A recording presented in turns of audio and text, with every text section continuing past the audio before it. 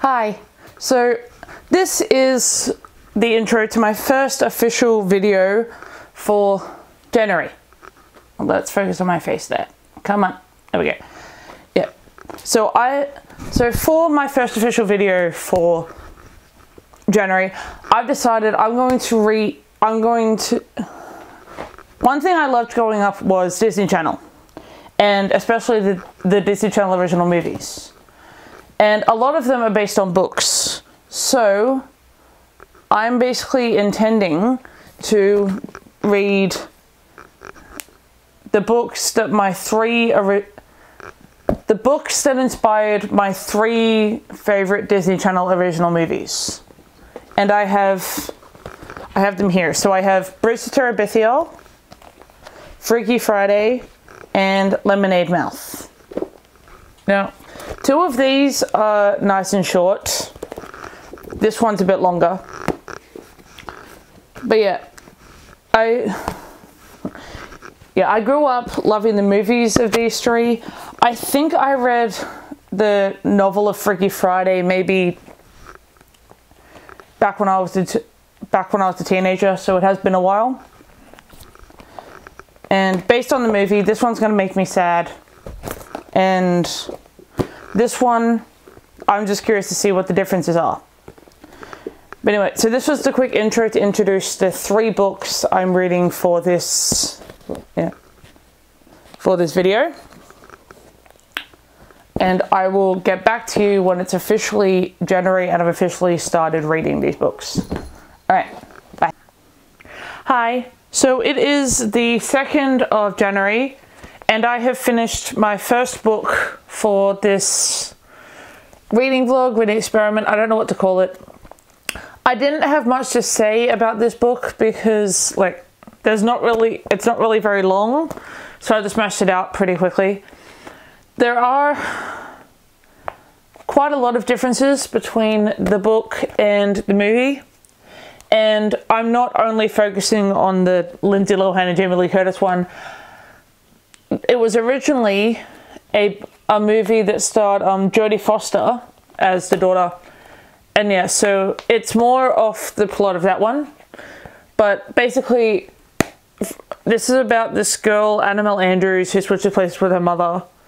But it's nowhere near as dramatic as they make it seem in the movies. Because they at least start as each other and then become... they at least start as themselves before they become each other. But in this book, she instantly wakes up and is instantly her mother. And then there's a lot of exposition, which I'm not sure I liked. But yeah, it all felt kind of rushed, and there wasn't really much focus on how the mother handled being Annabelle. It was mainly about how Annabelle handled being the mother. Yeah, literally the stuff about what the mother did as Annabelle was literally summed up in a paragraph. Yeah, it was literally summed up in a paragraph rather than spaced out throughout the book. And yeah, it all felt kind of rushed. I didn't really like this, but I also know that I'm not the intended audience. My core pile said it was a 3-star, so that's what I'm going with. But I know that I'm not the intended audience and it's not very long. But yeah, 3 stars for that. And I have also started the second book, which is Lemonade Mouth. I didn't want to go for Bridge to Terabithia next because if the movie's anything to go by, that book's going to make me cry. And I'm not ready for that yet. But anyway, Lemonade Mouth. I'm 1 chapter in, which is actually 46 pages. So yeah, you can say I'm a decent amount of the way through because chapter 1 literally took 46 pages. But yeah, basically the first 46 pages, they've completely changed up some of the characters and the way that they got into the situation where they were all together. You've got all the characters still have the same names, but you've got Charlie, who was the drummer. His brother, instead of being away at college, actually died when they were both it was actually his twin brother, and he died when they were both babies. And so he's haunted by the ghost of his brother. Mohini is still the same. She still gets detention because she was doing something with her boyfriend. And yeah. So yeah, the rest of them still have like the same situations. But yeah, they've all ended up in detention. And yeah, I don't really have much else to say about this yet because I'm not that far in. But overall, this is where I'm at so far in the reading experience. But it is only the second. So, who knows? Alright, I'll catch you guys soon. Bye.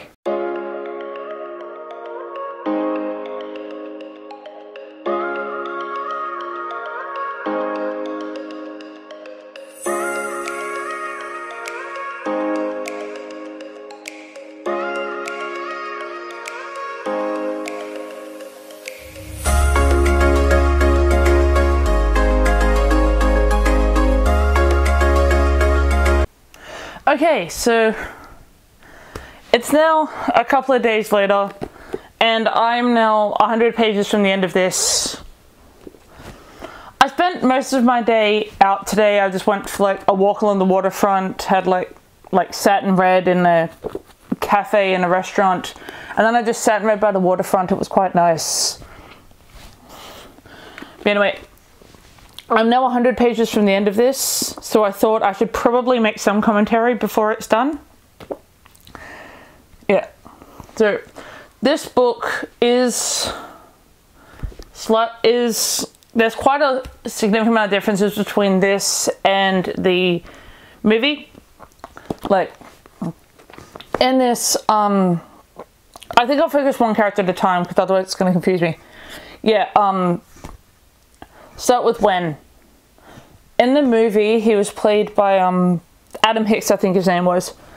But yeah, in the movie, his dad still has the girlfriend Sydney, like he does in the movie. But in the book, Wen has a crush on Sydney. Instead of just being annoyed because of how young she is. Yeah, so. Oh yeah, and in this he has a little brother, not a little sister. So there's that. And then Mo. She does still have the breakup with Scott, but I'm pretty sure, but I haven't finished it yet, but I'm pretty sure she's going to end up with Charlie, who had a crush on her both in the movie and in the book. But she ended up back with Scott at the end of the movie. And I kind of liked that because he wasn't actually that big of a jerk in the movie. He is a tool. He was a tool in this. Like, he was a tool back now he approached it in this. But yeah, so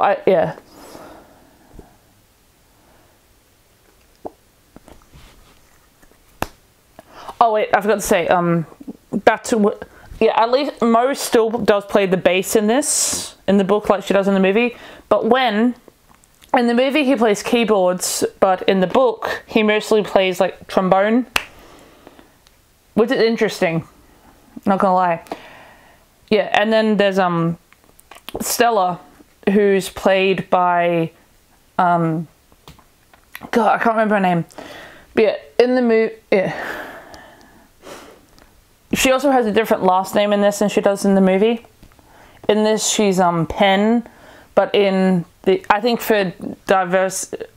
because for diversity with who they hired to play her in the movie, they changed it to like a more Japanesey sounding name. So she has a different last name in the movie, and yeah, her character, she doesn't feel as special in her family as the rest of as everyone else because she's significantly not as smart as them, or she's significantly not as smart as the rest of her family, and she's like the kid that has to sacrifice her time to look after her siblings because her mom doesn't think it's as important what she's doing. And then you've got Olivia, who in the movie is played by Bridget Mendler. And yeah, so Olivia, in the book, her mother left her and her dad's in prison, which is half what happened in the movie. In the movie, her mom died and her dad's in prison either way, but her mom died instead of leaving her. And she also doesn't talk to her dad as much, but all of Olivia's stuff in here has been letters to her dad. So she's got a better relationship with her dad in the book than what's shown in the movie. So, yeah.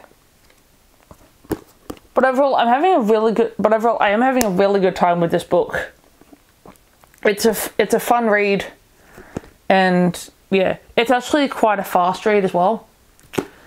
Yeah, I probably will smash out the last of this tonight, the last 100 pages of this tonight, and I will come back once I've finished or have something else to say. Bye.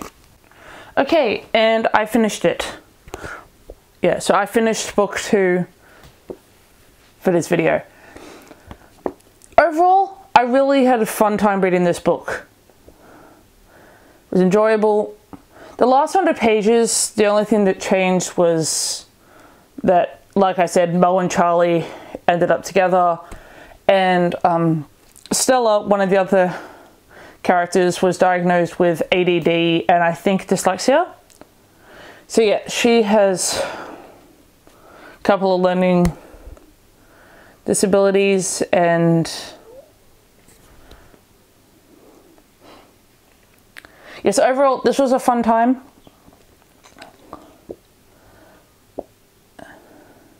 I can't say whether it's better than the movie because of how vastly different some of the situations are, but I did have a good time reading it. According to my core pile, it's a 4-star. But overall, this was a good time. And I will say, character-wise, the character I related to most was probably Olivia, because in one scene when she was in a confrontation, she avoided it and just had a panic attack in the corner. And Stella is the personality I strive to be. In that same scene, she saw her friends getting bullied and she just spits soda in the face of the bully. Yeah, so Olivia's the personality I am, and Stella has personality that I strive for. But anyway, so I have one book left to read for this video, so we'll see what happens. So I'll be back once I have something to add about that one. Bye. Okay, so I had all good intentions to talk about this book before I finished it, and when I was about to, there was yelling from the neighbors across the street, and then by that point I couldn't put the book down, so I just smashed this book out. This book is probably the best one that I read for this vlog. It's not very long, but it's so impactful about the feeling of friendship and how certain friendships can change, how one friendship can change your entire life and perspective on stuff. But yeah, this book, it's pretty similar to the movie because, well, there's not really a lot to it, so yeah, this is probably the one that's the closest to the actual movie. But I didn't completely cry, it was sad, but I felt like 1 or 2 small tears, but it didn't make me cry as much as I thought it would. But I'm sure if I was, but I did get distracted by a phone call as I got to the sad part, so I think that might have broken the spell. But overall, I call it a successful I call this a successful vlog because I did read all 3 of the books I intended to. This book I absolutely loved. One book I didn't like, and then one book wasn't a masterpiece, but it was a fun time. But anyway, I'll see. This probably won't be a very long video, but I'll see. But it was just a nice way to start the new year with a short video. And I'll see you in the next one. Bye.